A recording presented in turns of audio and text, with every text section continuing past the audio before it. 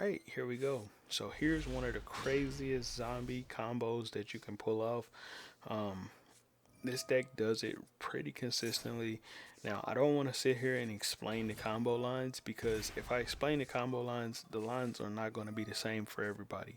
You'll get a different combo line each time, except there are certain scenarios where cards can lead to other cards. So with these particular cards, the punk cards, of course, they lead to um, the Chaos Ruler. Chaos Ruler leads to Zombie Vampire, and then after that, you have to try to figure out how to get to the next part of the combo, which is going into your level 10 synchro.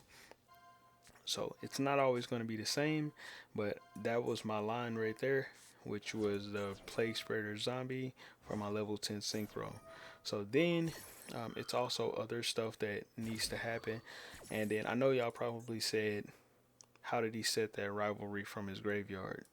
Well, if Exchange of Spirit is in your graveyard, Kelbeck can basically set a trap from the deck. So Kelbeck ended up hitting my Exchange of Spirit, and this does happen consistent because I do run Exchange of Spirit at 3 in this particular deck. So I got the Rivalry plus Zombie World Floodgate, which is super brutal. I activate Unit Zombie to pitch the Doom King. Then I'm going to go into the Zombie Vampire. This will send 4 cards to the graveyard and then special summon one. I choose to special summon out Keldo right here.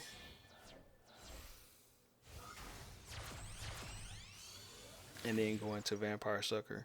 Now here's another part that's kind of important if you do something like this. Vampire Sucker, put a monster on your opponent's side of the field, especially if you got Rivalry, for 2 reasons. If you especially plan on bringing out Sprite Elf. One is so then that way your opponents can't choose what monster they summon. You choose it for them and then you Rivalry lock them. The other reason is for if you're going to go into Sprite Elf can only bring this card back if your opponents control a monster. So they have to have a monster on the field for you to bring back a rank or link 2 monster. So I bring back Ash Blossom. Activate Chaos Ruler, pitching the 2 Ogre Dance plus Foxy Tune. Bring out Plague Spreader Zombie. This will allow me to go into Baron de Floor. Mad Mauler is going to lower the level of this and then go into the Red Eyes Dragon Zombie Lord.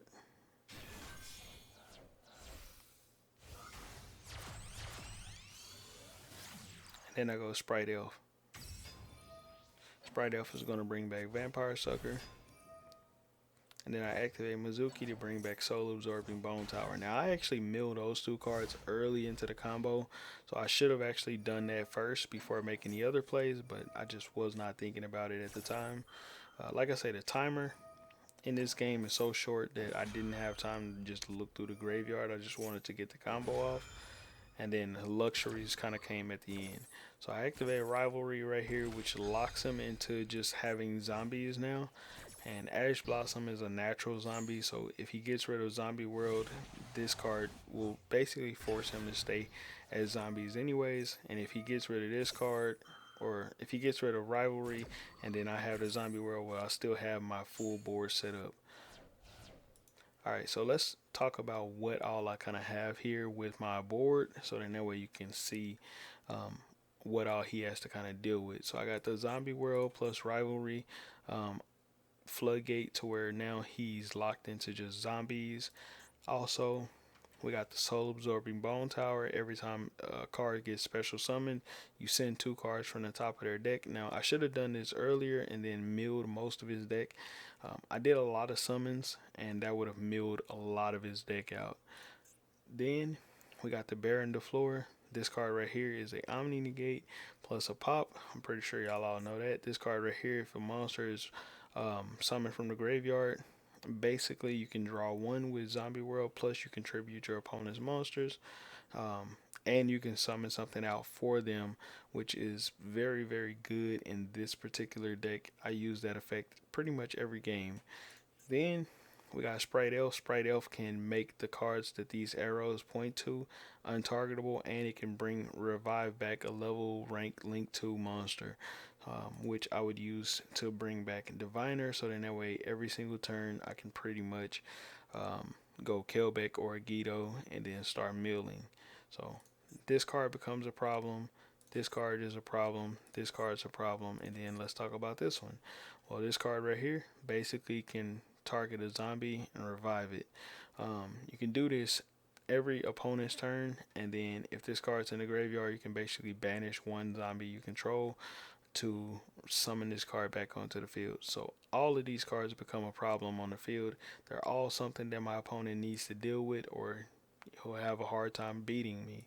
And then for my graveyard, I got a shuffler with Keldo to shuffle 5 cards from my graveyard back into my deck, or from my opponent's graveyard back into the deck. And yes, I said 5 cards because Exchange of Spirit is in my graveyard. So 5 cards can be shuffled. Also, we also have Al Ghul. Al Ghul is destruction protection for everything on the field. All my zombie monsters, I mean. So if they were to activate Raigeki, Al Ghul can pretty much protect them from Raigeki, battle damage, not damage, but the battle. So it's like basically destruction protection. And then also we got Fairy Tale Snow, which can flip something face down if I need to at any point pretty much. And I got a lot of cards milled, a lot of cards that I really don't need. So I could really just use that effect whenever. And then lastly, we also got Doom King, which Doom King will come out every standby phase. So Doom King is a monster negate and a monster banish. So he's going to activate Book of Moon. I'm going to negate that with my Omni negate because I don't want him flipping this card face down. Then he's going to activate this very annoying Lord of Heavenly Prison. Now, I'm not even worried about that spear mode because this card prevents him from being able to tribute summon. So you can't kaiju any of this stuff, which is cool. You can't kaiju or tribute or anything like that. So pretty cool unless it's for zombies. So then I go Yoko Ono. Now, the cool thing about this card right here, negate any effect of active or banish monsters your opponents have. So basically, they can't activate banish effects. So if they're playing Flowanda and they banish something, it's stuck there. They can't activate the effects of it. Pretty cool.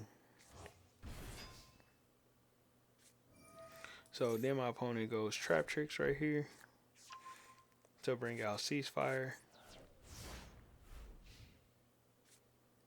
And then I'm going to activate this card to bring Baron back yet again. So now I get another Omni negate. And then Doom King also comes back to the field. And then he's going to activate Book of Eclipse. And I'm just going to negate that.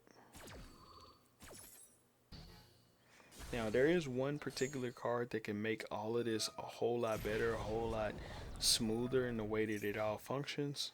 And he annoyingly activates this card at a very bad time all over again, which is completely fine by me. So I'm going to crash into this, attack, attack, attack, and pretty much just end my turn. And then this time I'm going to summon out Maxi for him, and then I go into Hela. Now the good thing about Hela does what this card does, but better. So let's say they try to crash into this card. I still have my Al Ghul here, so it's protection for this card. So it's hard for them to even just normal summon something and crash into it. But I can control what they have if I got rivalry on the field, right? So this card, once per turn, as a quick effect, can tribute anything on the field, any monster on my side of the field, and then swap it out for something else in my graveyard as long as Zombie World is on the field here. So I'm going to tribute off Doom King because it is coming back, and then that goes into Baron the Floor. So now I can literally use the effect of Baron, tribute it off, put something else, bring it back with this one, and then use its effect again to negate again. So super crazy how this card, how all of this stuff works. And my opponent sees it coming, and he's pretty much done. He's out of here because there's way too much stuff going on. Super hard to play through. So hopefully you guys enjoyed this video. Check the comment section below, or not the comment section below, but the description. The deck list will be in the description. And yeah.